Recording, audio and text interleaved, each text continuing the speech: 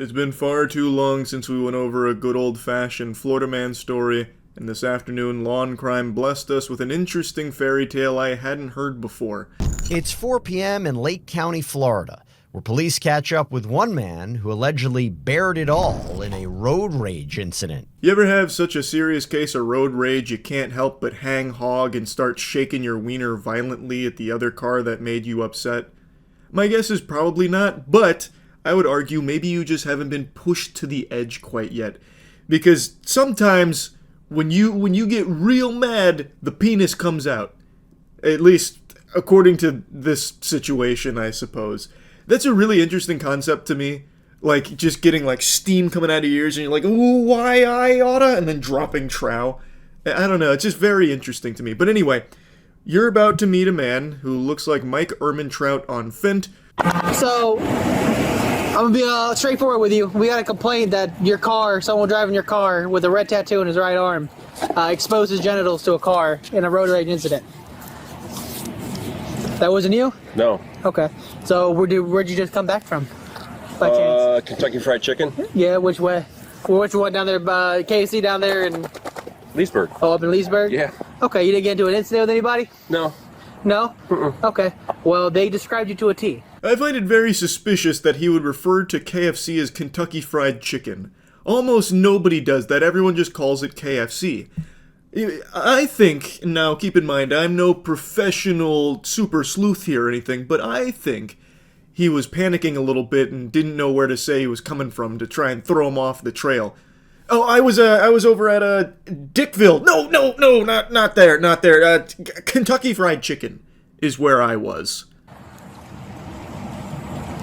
Okay. What does that mean? So I'm trying to figure out what actually happened. So I got one Nothing side. happened. I got one side of the story, and someone describing you perfectly to a T, along with your car and license plate.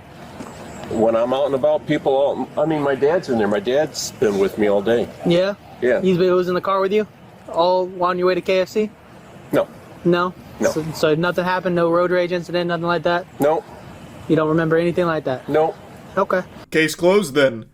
Surely just an interesting coincidence that they happened to get the license plate as well as describing the man who owns the car to a T, as well as what he was wearing at the time and describing his tattoo, and it also matched the photographs they took. Alright, simple enough. We got the wrong guy. Something I want to briefly mention that has absolutely nothing to do with this story itself, just a little fucking side quest I want to yap about. The dog not being on a leash bothers me a lot. I have always said that even if you have the most well-behaved, best-trained dog, it is just a smart, safe idea to keep your dog on a leash when it's out in public. You never know what's going to happen. It's just better for you, your dog, and everyone else around you if it is just on a leash in public. I'm not going to yap about that too long, but I have never once had my dogs out without being on a leash, even though they are fucking angels. Alright. Tell him I got the wrong guy. Oh, yeah? You think so? Well, they described you wearing exactly what you're wearing, bald, no beard, and a red tattoo in his forearm. Okay. Police identify the man seen here as 56-year-old James Box. Mr. Box. A fitting name, I suppose. Very interesting. I love how he's just wearing the exact same shit from the road rage incident as well, like a little cartoon character, which I guess I shouldn't be surprised by because the road rage incident happened moments ago, not like weeks or months in the past. It's not like this has been some kind of grueling case that they've been, chipping away at for a long time, like they're trying to locate the Zodiac killer, deep in the forensics lab trying to find the cranky cock culprit or anything. So, I guess it makes sense he'd be in the same clothes, but I just can't help but find it very silly that they'd show up and he's just wearing the same shit, looking exactly the same, like he was fucking frozen in stasis. Maybe he should have put some more effort into, a disguise, maybe, to throw him off the trail. He comes out in a trench coat and those glasses with the big nose and fake mustache or something. It's not me, officer. I don't look anything like those photos. So that's you. So Okay. I'm giving you another opportunity to explain yourself, if you would like to. There's nothing to explain. Why? Okay. So he pulls there, and I said, we've got to get his tag and call 911. So we pulled in, we tried to just get the tag, and that's when he got out of the car and started charging toward us first, physically. That's when I started taking those pictures, and when he got around this, the median there into the landscape, and that's where he stopped, pulled his pants all the way down, right there at our midnight. Now, of course, I wasn't there at the scene. I did not bear witness to this event. but I have a hunch. It's not backed up by any scientific data nor the witness testimonies, but I have to imagine when he pulled his pants down, he didn't just stand there static T-posing with his meat in the wind. I think he was probably trying to helicopter it. That's just a theory, a game theory. Now, I cut around the lore a little bit here, but according to the witnesses, he was deranged. They mentioned that he stuck his head out of the window and started like making faces and sticking his tongue out. Apparently he had thrown some stuff at the vehicle as well, and then it eventually led to him getting into his birthday suit. And then also, he had apparently went back to his vehicle, and the family thought he was like trying to retrieve a weapon, according to the father there. So like it seemed like he was trying to scare them to the best of his ability, which is why they got his license plate, got his pictures, and reported it with the intent to like press charges against him. Also, their kid is in the car. Officers decide it's time to confront James again. In the camera, but unfortunately I did. The officers feel they have sufficient evidence to link Mr. Box to that crime.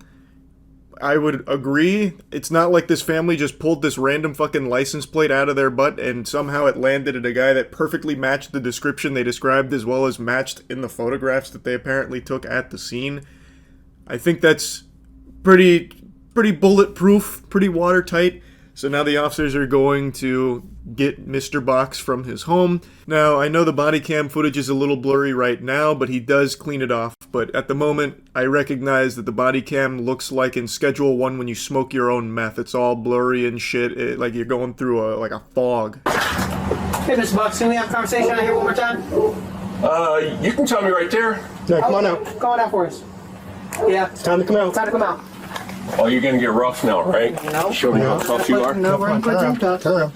Put your hands together like you're praying. I don't pray. Okay. Mr. Box with an exquisite move here, a scholar's mate on the board. He puts them in a checkmating position when he says he doesn't pray. An interesting gambit from Mr. Box here, but it doesn't stop him from getting handcuffed. With intent to prosecute. Is it the people in the car? Yeah. Well, What you if mean? you want to, hey, hold on Watch a your leg. second. I'm shutting If the you door. want to Watch ask your my, leg. if you want to ask my dad the You question, can move your leg or I'm gonna put you in for. for what? Exposing his sexual organs to a woman and her child. Yes. I don't know anything about that one. Well, no, I got a question for you. it sir. happened out on the Were you road. did you go to KFC with your son? Did I go to where? KFC with your son? No. No. You might remember at the beginning of the story, Mr. Box said that his dad was with him all day, but then when he was asked if his dad was in the car when he went to KFC, he said no, which then makes it completely useless. His dad was not with him all day in that regard, clearly. And then when he's being put in the back of the police cruiser, he says to ask his dad the question, which, again, is worthless because he already said his dad wasn't in the car. But they do still ask the father, were you in the car when your son went to KFC? And he just says no.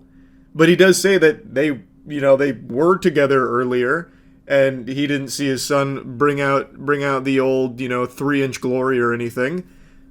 So, like, I don't know why Mr. Box really thinks that his father's in a position to be able to, like, try and, like, bring the heat off of him somehow when he has already said that his dad wasn't there for when this would have happened. But anyway, they do talk to the father and inform him of what's going on.